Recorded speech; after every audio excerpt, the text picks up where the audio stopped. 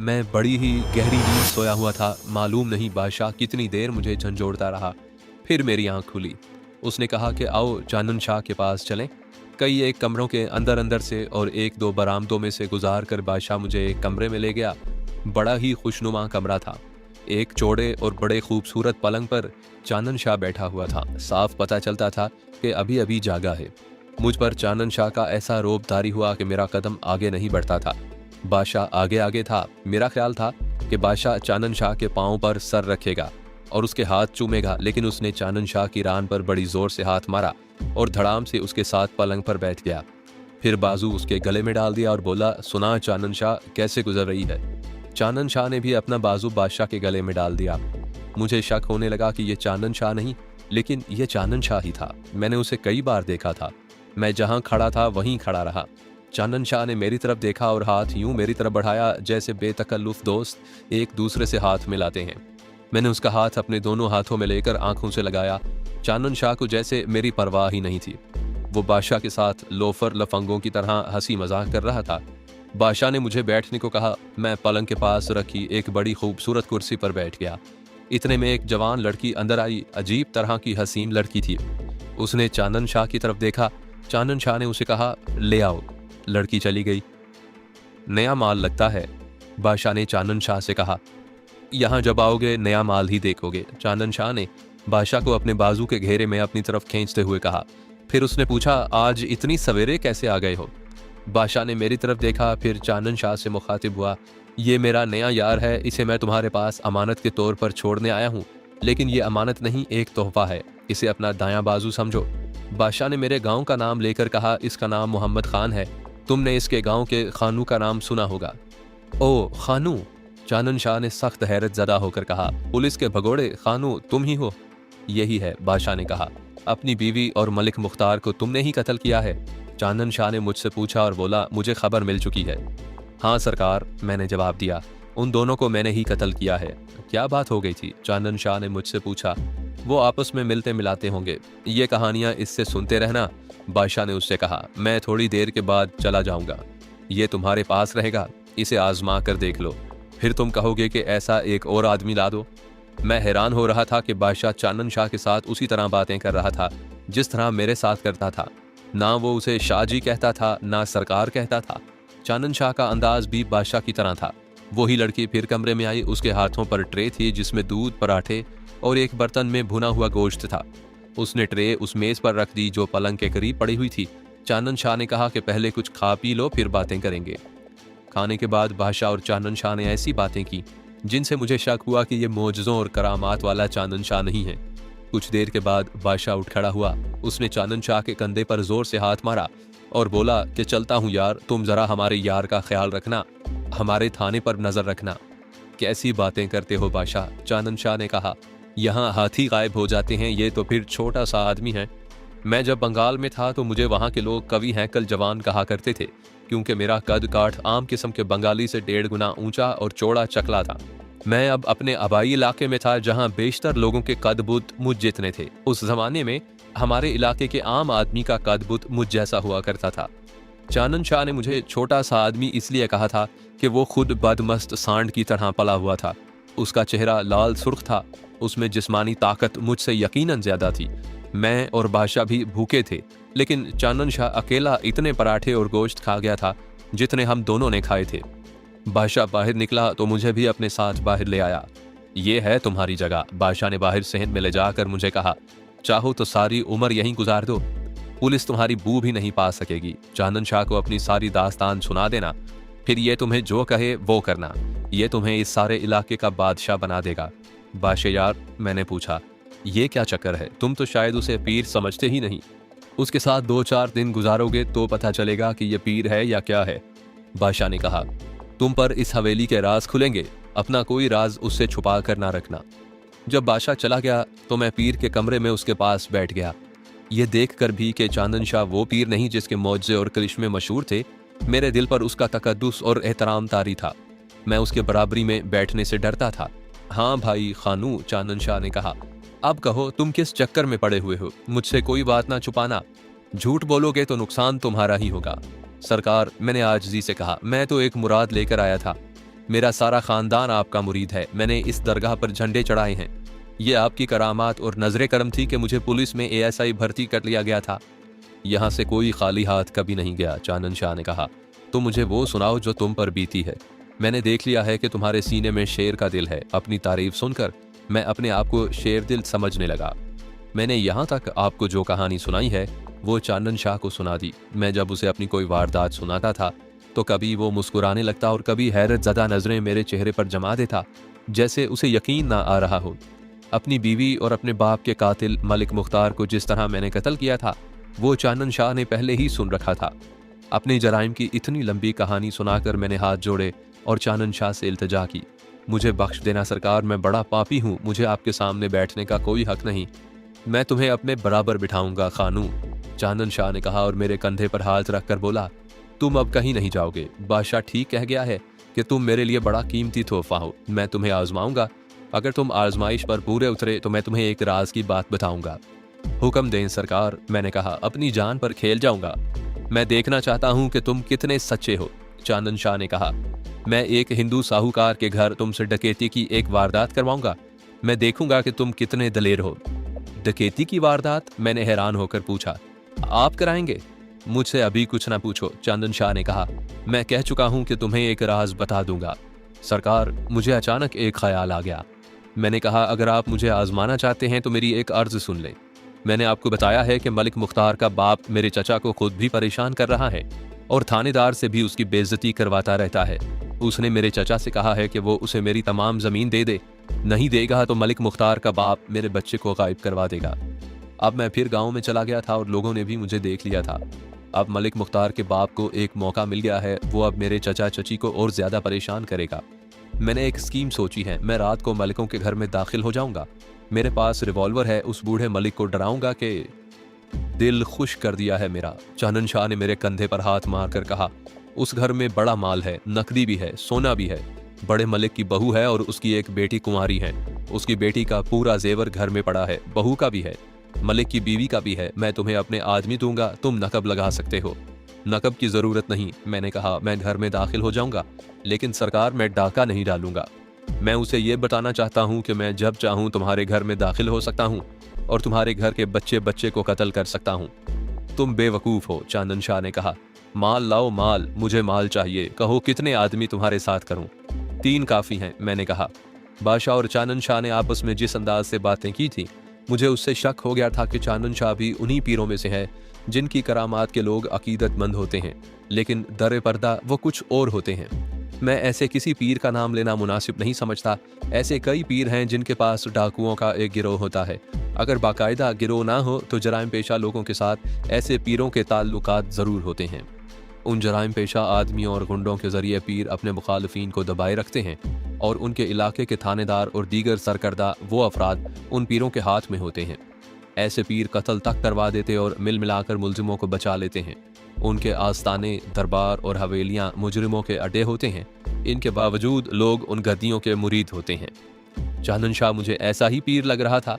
ऐसे पीरों के पाले हुए गुंडे और पेशावर मुजरिम उन पीरों की बेबुनियाद करामात लोगों को सुनाते फिरते हैं। मैं उन लोगों में से था जो पीरों की करामात को सच मानते और उनके कदमों में जा गिरते हैं। अब मेरे सामने एक पीर के चेहरे से नकाब हट रहा था, लेकिन मुझे अपना एक काम करना था। चांदन शाह ने कहा था कि वो मुझे 3 आदमी देगा। अगले ही रोज उसने मुझे 3 आदमी दे दिए। चांदन शाह ने उन्हें सब कुछ बता दिया था। मुझे वो इस तरह मिले जैसे हम बड़े पुराने दोस्त हों। वो मुझे बहुत बड़ा और तजर्बाकार डाकू समझ रहे थे। चांदन शाह ने उन्हें मेरे मुतल्लिक यही बताया होगा कि ये शख्स उस्ताद है, इसीलिए ये तीनों मुझे उस्ताद जी कहते थे। हम चारों शाम गहरी होते ही चल पड़े।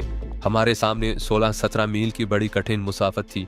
हम रास्तों से हटकर जा रहे थे। ज़मीन पथरीली थी, छोटी बड़ी चट्टानें भी थीं, दरख्त खारदार थे जिनकी डालियां हमारा रास्ता रोकती थी।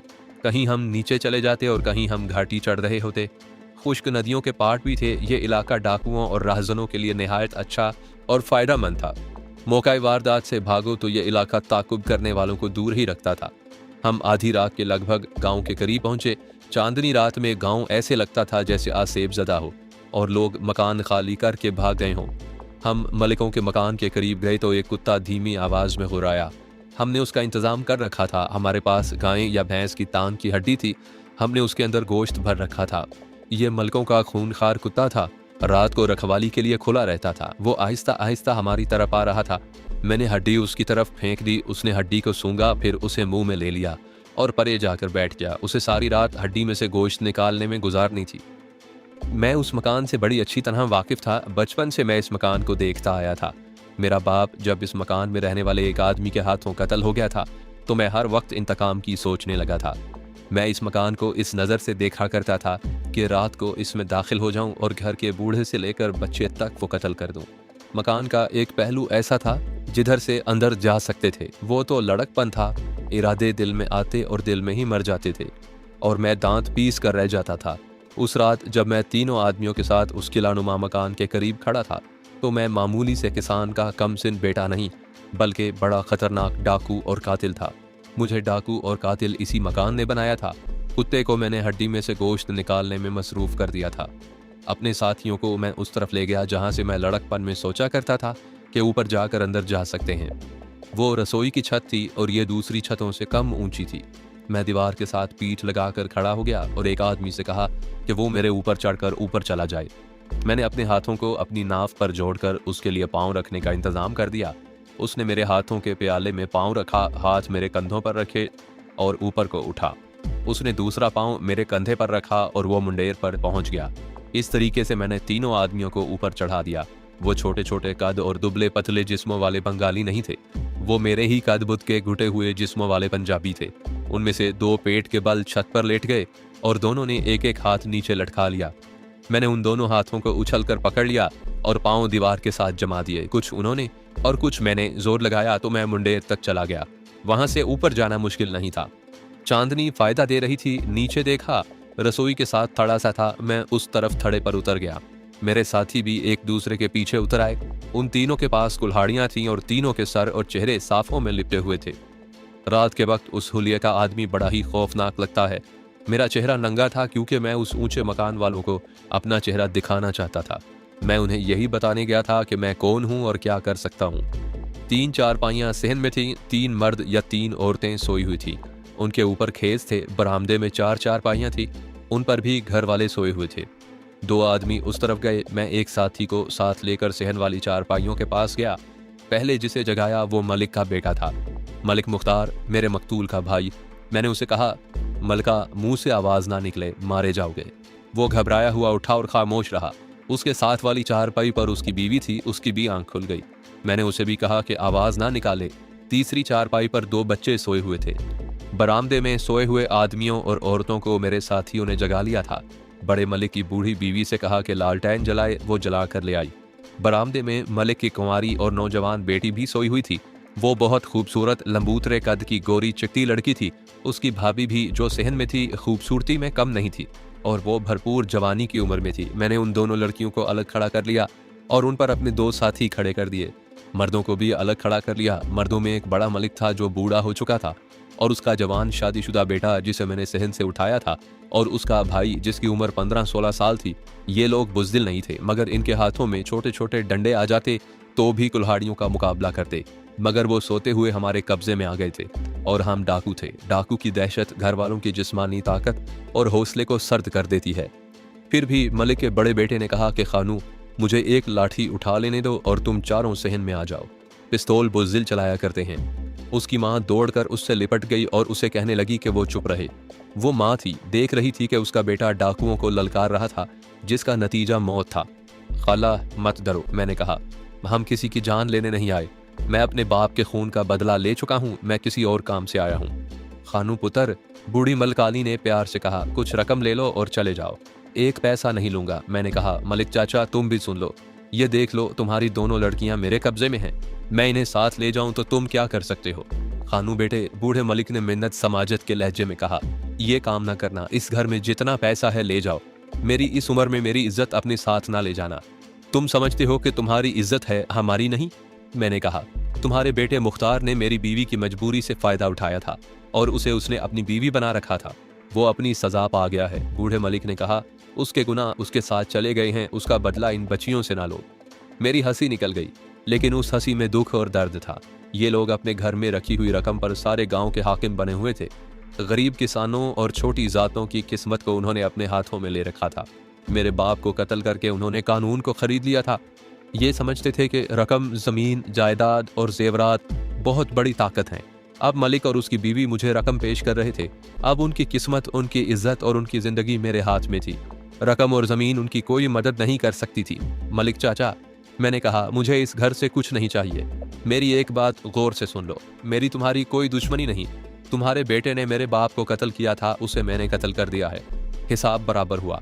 अब तुम मेरे साथ दुश्मनी शुरू कर रहे हो। ना खानू बेटा, उसने प्यार से कहा, तुम तो मेरे बेटे हो, मेरी तुम्हारी कोई दुश्मनी नहीं। तुम झूठ बोलते हो चाचा, मैंने कहा।